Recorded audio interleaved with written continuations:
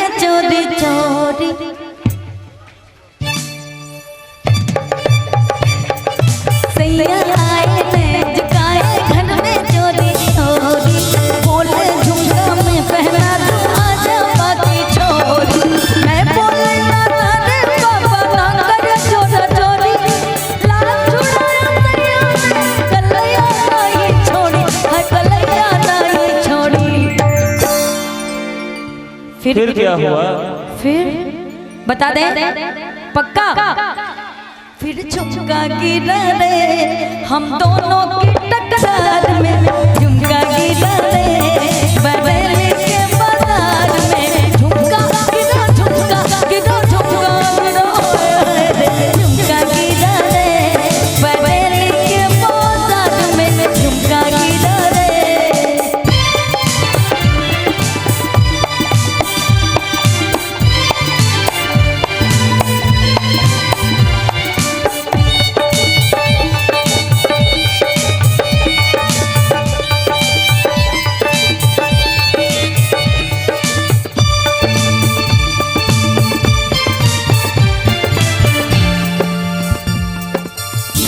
छत पे मैं खड़ी थी गली में दिल पर जानी, घर की छत पे मैं खड़ी थी गली में दिल पर जानी, बोले नीचे अभी जानो भी जा दीवानी, एक अंगूठी अपनी या कोई छल्ला से निशान, घर की छत पे खड़े खड़े मैं हुई शर्म से पानी, हाय हुई शर्म से पानी। फिर क्या हुआ? हर बार बताना पड़ेगा, इस बार थोड़ी सी शर्म आ रही है, बता दें पक्का।